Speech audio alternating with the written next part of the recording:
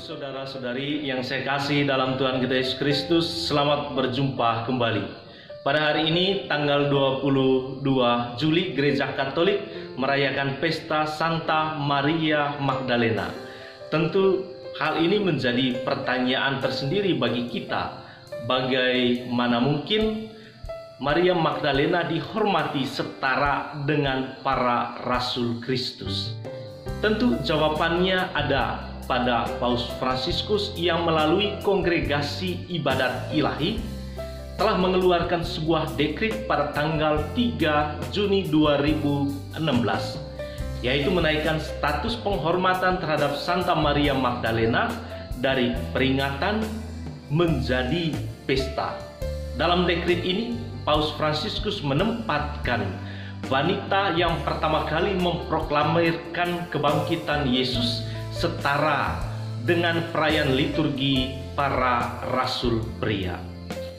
Paus Fransiskus mengambil keputusan ini persis pada tahun yubileum belas kasih untuk menekankan peran orang suci yang telah menunjukkan kasih yang besar kepada Kristus dan yang telah dikasihi oleh Kristus.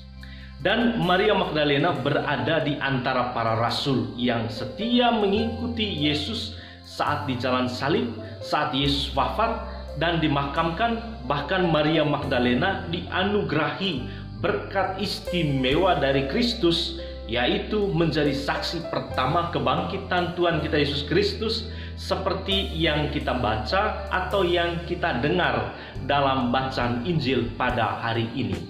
Atas berkat istimewa ini, Santo Thomas Aquinas tidak tanggung-tanggung memberi gelar kepada Maria Magdalena sebagai rasul para rasul. Sebab Maria Magdalena telah menjadi pewarta pertama kebangkitan Tuhan kita Yesus Kristus kepada para rasul.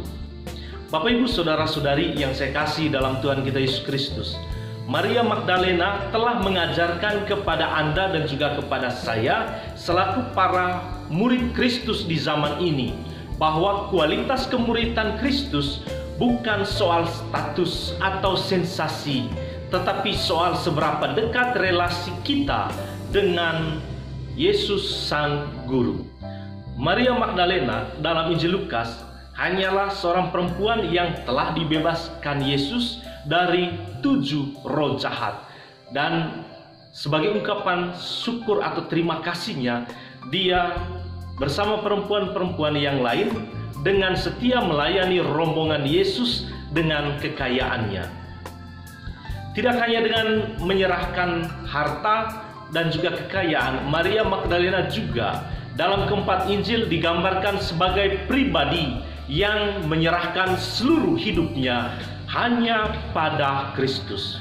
Dalam Injil Matius, Maria Magdalena turut hadir dalam proses pemakaman Tuhan kita Yesus Kristus, serta bersama perempuan yang lain berangkat untuk menengok kubur Yesus saat fajar menyingsing. Dalam Injil Markus, Maria Magdalena berdiri agak jauh bersama ibu Yakobus muda dan Yoses serta Salome. Menyaksikan Yesus wafat di kayu salib, Maria Magdalena bersama Maria ibu Yoses juga turut menyaksikan di mana Yesus dibaringkan. Serta setelah lewat hari Sabat, Maria Magdalena bersama Maria ibu Yakobus serta Salome membeli rempah-rempah untuk pergi ke kubur dan meminyaki Yesus. Bahkan setelah Yesus bangkit, pagi-pagi pada hari pertama minggu itu, Yesus menampakkan diri kepada Maria Magdalena.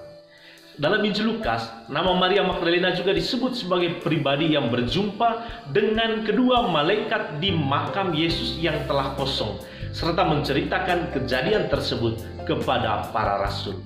Dalam Injil Yohanes, nama Maria Magdalena disebut sebagai pribadi yang berdiri dengan ibu Yesus di kaki salib bersama saudara ibu Yesus serta Maria istri Kleopas.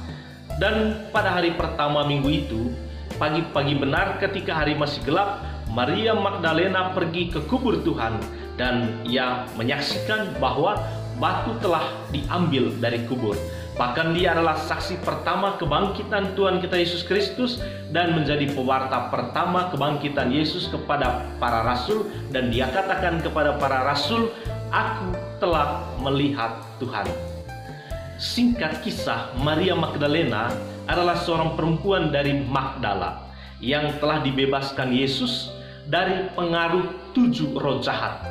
Dan karena besarnya rasa syukur kepada Yesus, ia pun berkomitmen untuk setia mengikuti Yesus. Bahkan ketika sebagian besar para rasul melarikan diri, saat Yesus ditangkap, saat Yesus diadili, sengsara, wafat, dan dimakamkan, Maria Magdalena tidak pernah meninggalkan Kristus.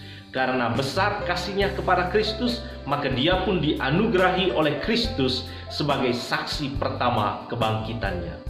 Bapak, Ibu, saudara-saudari yang saya kasih dalam Tuhan kita Yesus Kristus, dari catatan keempat Injil tersebut, kita dapat meluruskan anggapan yang keliru selama ini tentang Maria Magdalena yang seringkali disebut sebagai perempuan pezina yang bertobat lalu mengikuti Kristus. Maria Magdalena sebenarnya tidak ada kaitan dengan Maria dari Betania atau perempuan berdosa yang datang meminyaki kaki Yesus, membasahi kaki Yesus dengan air mata dan menyitkannya dengan rambut. Maria Magdalena adalah seorang murid Kristus yang bersyukur tiada henti atas kebaikan Yesus yang telah membebaskannya dari kuasa 7 roh jahat. Berkat sengsara, wafat, dan kebangkitan Kristus, kita juga sebenarnya sudah dibebaskan Yesus dari belenggu dosa asal. Oleh karena itu, Bapak, Ibu, saudara-saudari yang terkasih, pada hari ini siapapun kita diundang oleh Santa Maria Magdalena untuk senantiasa bersyukur kepada Tuhan seraya memberi diri untuk Kristus. Itulah jalan menuju kekudusan. Kekudusan bukan soal status atau sensasi, tetapi soal seberapa dekat kita dengan Tuhan kita Yesus Kristus. Akhirnya, Bapak, Ibu, saudara-saudari yang terkasih, selamat merayakan Pesta Santa Maria Magdalena. Tuhan memberkati kita.